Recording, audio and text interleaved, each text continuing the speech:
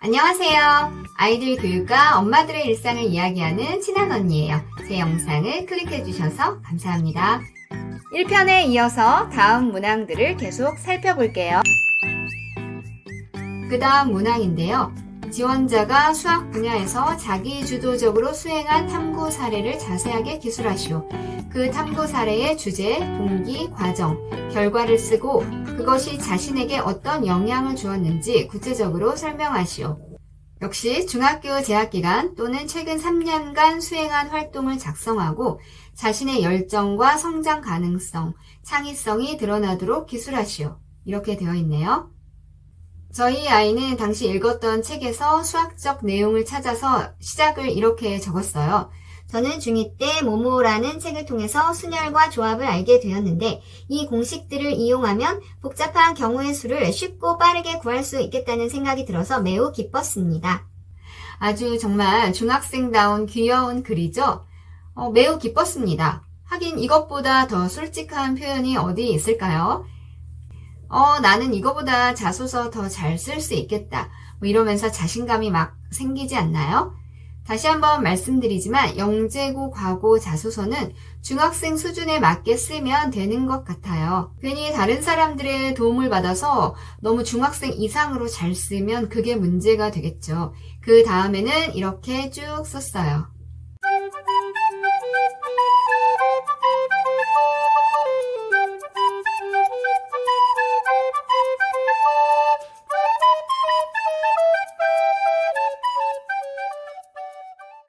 그리고 결론 부분에는 저는 오랜 고민 끝에 답을 얻어서 성취감을 느꼈고 입체를 이용하는 비슷한 유형의 문제들도 플레인 그래프를 이용해서 더 쉽고 빠르게 풀 수 있게 되어 수학의 묘미를 알게 되었습니다. 앞으로 플레인 그래프를 X, Y 좌표 평면에 대입시킬 수 있는지도 탐구해보고 싶습니다. 이렇게 썼어요. 저는 이 내용은 잘 모르는 내용이라서 아무런 코멘트도 하지 않고 그냥 내버려 뒀던 기억이 나네요. 과거에 붙은 걸 보면 내용이 틀리진 않았겠죠? 제목을 보면 수행한 탐구 사례를 자세하게 기술하시오. 이렇게 되어 있으니까 저희 아들의 경우는 공식을 이렇게 말로 풀어서 자세하게 적은 것 같아요. 영재고 영재성 입증 자료를 낼 당시에는 공식을 쓰기도 했었는데 여기에는 공식을 적진 않았네요. 제가 왜 그랬냐고 물어보니까 글자 수에 맞춰서 쓰기가 애매해서 그랬다고 하는데요. 이렇게 쓰든 저렇게 쓰든 아무튼 동기, 과정, 결과, 자신의 열정, 성장 가능성, 창의성 이런 단어들에 초점을 맞추고 작성하면 되겠어요. 다음 문항, 지원자가 배려, 나눔, 협력, 타인 존중, 규칙 준수, 갈등 관리, 관계 지향성과 같은 덕목들 중에서 구체적으로 실천한 사례를 들고 그 과정을 통해 배우고 느낀 점을 기술하시오. 저희 아이는 이렇게 적었는데요. 당시 지역 아동센터에서 2년 동안 지속적인 봉사활동을 해서 이 내용들에 대해서 주로 썼던 것 같아요. 눈에 띄는 구절이 있는데요. 센터장님께서는 다른 학생들은 다 손님 같은데 너는 이곳이 집처럼 편안해 보이고 아이들에게도 아주 인기가 많다 라고 칭찬해 주셨습니다. 이렇게 써있네요. 정말 깨알 같은 자랑이죠. 그리고 저희 아이는 이런 활동을 통해서 리더십이나 나눔이라는 걸 배웠다. 학교에서도 임원이나 급식 도우미, 선도부 활동을 할 때 다른 친구들을 도와줬다. 또 많은 기회를 주신 부모님에게도 진심으로 감사하게 되었다. 이렇게 결론 부분에 많은 선행의 일들을 쭉 나열식으로 썼는데요. 원래 자소서는 여러 가지 일을 나열식으로 쓰면 안 된다고 알려져 있죠. 더군다나 400자면 글자 수가 많지 않아서 한 가지 활동에 대해서 동기, 과정, 또 그 과정에서 힘들었던 점, 배우고 느낀 점, 이런 것 위주로만 써도 금방 채워질 텐데 말이죠. 저희 아이는 고등학교 때도 방학 때 이곳에서 봉사활동을 했었고 대입에서도 봉사활동을 하면서 경험했던 에피소드를 중심으로 자소서를 썼는데 확실히 이때의 내용과는 비교가 안 되게 잘 쓴 것 같아요. 3년 동안 정말 많이 성장했다는 뜻이겠죠? 대학 입시에서는 학업 역량, 전공 적합성, 발전 가능성, 인성 이런 자소서의 평가 요소들이 있는데 이 중에서 인성 부분이 가장 평가 비중이 작다고 해요. 그런데 과거는 기숙사 생활을 해야 돼서 인성도 중요한 평가 항목이 된다는 이야기가 있었어요. 정말 아이들이 3년을 같이 기숙사 생활을 하다 보니까 엄마들은 편한 점도 많은데 아이들은 힘들 수도 있거든요. 인성이 정말 중요하더라고요. 기숙사 생활은 3년 동안 공부 이외에도 아이들이 신경 써야 하는 부분도 많고 또 그런 생활을 통해서 많은 것을 배우고 성장하더라고요. 그러니까 자신의 어떤 그 공동체 속에서의 역할이나 리더십, 팔로우십이 잘 드러나게 쓰는 게 좋을 거예요. 다음은 독서에 관한 문항인데요. 표현은 조금씩 다른 것 같아요. 자신이 읽었던 책 중에서 인상 깊었던 책을 골라서 인상 깊은 이유 또는 자신에게 미친 영향을 중심으로 기술하시오. 중학교 재학기간 중 수학, 과학 분야에서 성장과 변화를 경험한 책 2권을 선정하여 기술하세요. 또 다른 문항은 지원자가 중학교 재학기간 또는 최근 3년 기간 중 의미 있게 읽은 도서 3권을 쓰고 관련 핵심 단어를 각각 3개씩 적어 주십시오. 이런 식의 질문들이 있네요. 이런 문항은 책을 읽고 인상 깊은 부분, 또 인상 깊은 이유를 적거나 자신의 내적 성장에 끼친 영향에 대해서 쓰면 되는 문항이죠.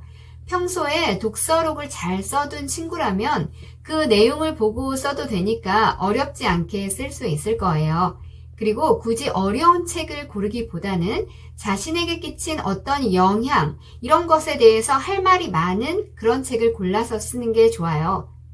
핵심 단어 같은 경우는 책의 주제가 되는 단어나 내 머릿속에 깊이 새겨진 그런 단어를 키워드로 쓰면 돼요. 그런데 그 핵심 단어에 대해서는 면접 때 반드시 질문이 들어올 거니까 자신이 잘 대답할 수 있는 내용의 키워드를 골라서 쓰도록 하세요.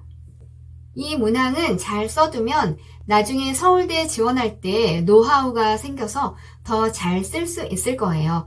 이 내용을 어떻게 쓰면 좋을지 고민이 되는 친구들은 서울대 아로리 웹진을 보면서 형과 누나들이 이 내용을 어떻게 썼는지 한번 살펴보세요.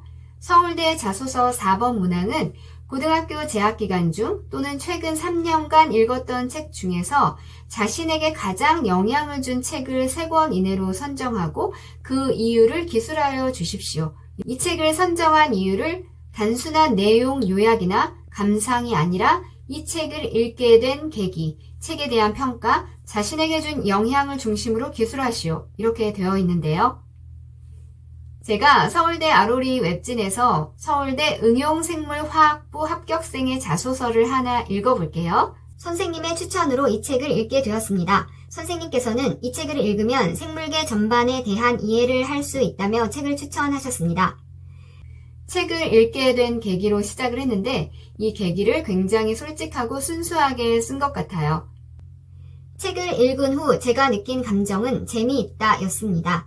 초파리가 생물학과 유전학의 발전에 기여하는 과정을 설명하면서 단순히 내용을 나열하는 게 아니라 토머스 헌트의 생각, 초파리를 연구하는 실험실의 모습, 이런 것들을 작가가 재미있는 상상력을 발휘하여 유쾌하게 묘사한 장면이 아주 인상적이었습니다. 책에서 가장 인상적이었던 내용을 요약해서 책을 소개하고 평가했는데 책을 읽고 느낀 감정을 재미있다 라고 시작한 부분이 저는 굉장히 인상적인 것 같아요. 이 책을 통해 저는 최초의 유전자 지도 작성, 마스터 유전자의 발견 등 생물학과 유전학의 굵직한 사건들이 일어난 경위에 대해서 알게 되었고, 초파리가 생물학 연구에서 가지는 위상과 생물학이 발전되어 온 과정에 대해서도 잘 알게 되었습니다.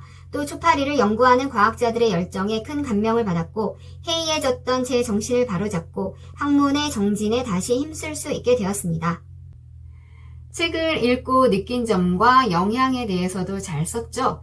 굉장히 잘 다듬어진 세련된 감상문이라기보다는 이과생의 솔직하고 학생다운 그런 감상문인 것 같아서 저는 이 학생의 글이 정말 마음에 들더라고요.